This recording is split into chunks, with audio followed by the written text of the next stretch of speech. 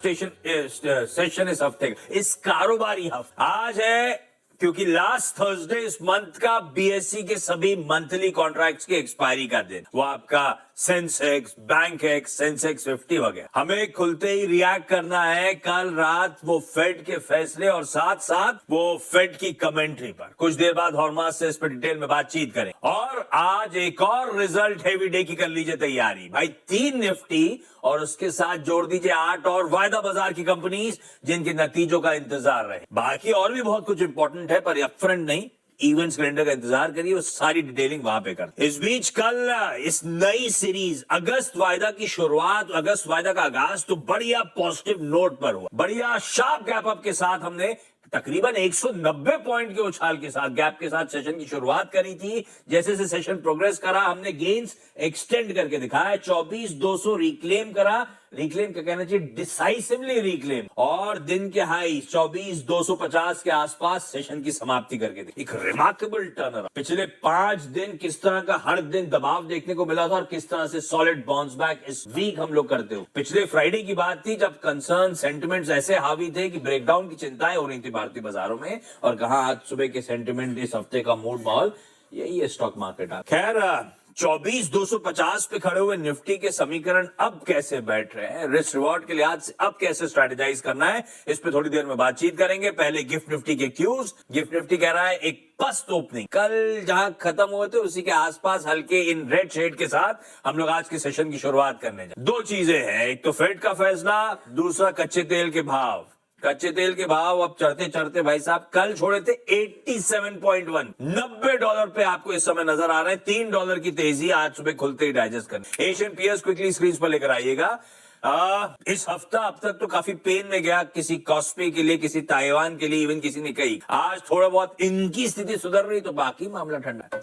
Plate flip करिए US के markets. कल दिक्कत भरा, कल छोड़ के गए थे फ्लैट लाइन से 1/4 इधर 1/4 उधर वाला।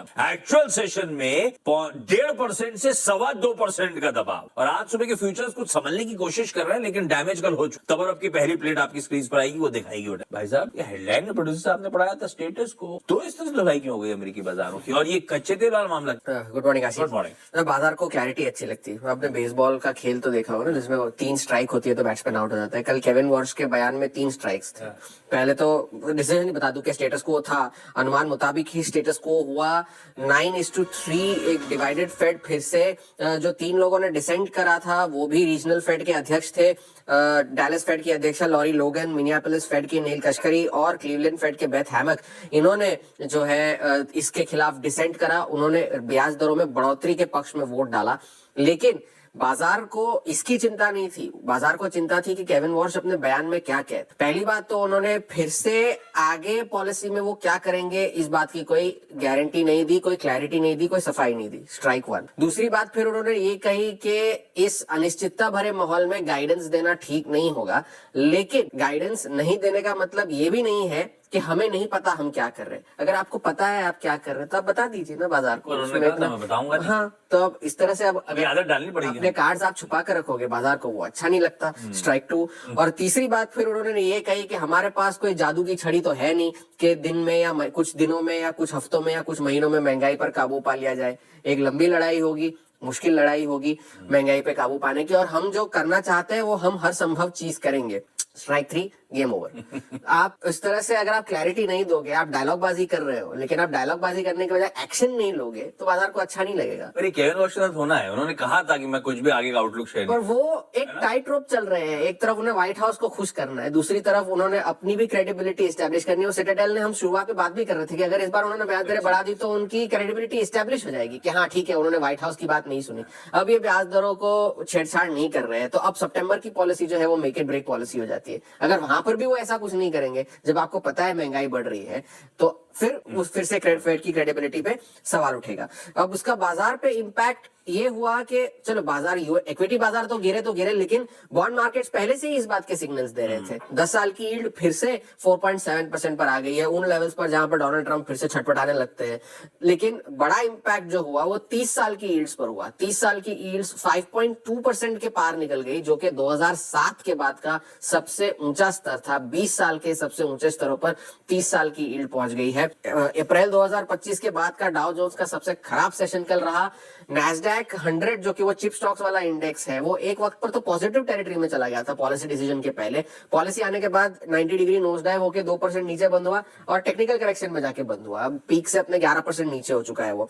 बाजार बंद होने के बाद माइक्रोसॉफ्ट और मेटा दोनों के नतीजे आए। अब देखिए क्लैरिटी का फायदा क्या होता है। माइक्रोसॉफ्ट के नतीजे अनुमान से अच्छे थे, गाइडेंस भी ठीक ठाक ही थी, लेकिन उन्होंने क्लैरिटी इस बात की ये दी कि हम केपेक्स उतना ही रख रहे हैं फिलहाल के लिए, लेकिन अगर हमें ज्यादा ऑर्डर्स मिले तो हम केपेक्स बढ़ा सकते। और साथ ही साथ उन्होंने ये भी कहा कि भले ही हमारा कैश फ्लो 23% कम होकर आया हो, लेकिन पूरे वित्त वर्ष में नया वाला जो FY27 होगा उसमें हम कैश फ्लो पॉजिटिव ही रहेंगे, भले ही कम हो लेकिन पॉजिटिव रहेंगे। ये बात बाजार को अच्छी लगी, तो स्टॉक माइक्रोसॉफ्ट का आफ्टर आवर्स में 9% ऊपर। दूसरी तरफ मेटा के नतीजे, पहले तो नतीजे खराब थे, गाइडेंस कमजोर थी, उनका जो सबसे बड़ा मेट्रिक है डेली एक्टिव पीपल का, वो भी अनुमान से कमजोर था। फिर उन्होंने अपने केपेक्स गाइडेंस की जो लोअर एंड थी उसको बढ़ा दिया, और फिर उन्होंने साथ ही साथ ये कहा कि उनका फ्री कैश फ्लो जो है वो $1 बिलियन से भी नीचे आ चुका है, मिलियन में आ गया उनका फ्री कैश फ्लो। तो स्टॉक जो है 10% नीचे बंद हुआ आफ्टर आवर्स ट्रेडिंग में। आज सुबह फिर से यूएस ने जो है ईरान पर हमले करने शुरू कर दिए हैं। उनके कई सारे इलाकों में धमाकों की खबरें भी आई है। डोनाल्ड ट्रंप ने कल कहा भी कि अब हमारी बारी है, उन्होंने तो कर दिया उन्होंने जो करना था, हमने तो सब मिसाइल वगैरह इंटरसेप्ट कर लिए, अब हम करेंगे हमला। तो उन्होंने हमला किया है, लेकिन तेल की कीमतें फिलहाल इस बारे में रिएक्ट नहीं कर रही है, लेकिन रिएक्ट उन्हें करना पड़ेगा। पहली बात इसलिए कि उन्होंने कमर्शियल क्रूड स्टॉक पाइल्स जो है यूएस, वो जून के बाद सबसे ज्यादा कम हुई है, और स्ट्रेटेजिक पेट्रोलियम रिजर्व जो है यूएस के, वो 1983 के सबसे निचले स्तरों पर है। तो उनकी भी इन्वेंट्री कम हो रही है, वो उनकी इन्वेंट्री कम हो जाएगी तो वो बेचेंगे किसको? तो ये बात बाजार को कहीं ना कहीं आज नहीं तो कल इस बारे में रिएक्ट करना पड़ेगा, क्योंकि क्रिस राइट उनके जो एनर्जी सेक्रेटरी है वो कह रहे हैं कि पर्शियन गल्फ से पिछले हफ्ते 13 मिलियन बैरल प्रतिदिन का ट्रैफिक निकला, लेकिन अब तक इस बारे में कोई ऑफिशियल डेटा आया नहीं है, वो कह रहे हैं, लेकिन डेटा आवाजाही कैसे हो रही है ये अब तक किसी को नहीं पता।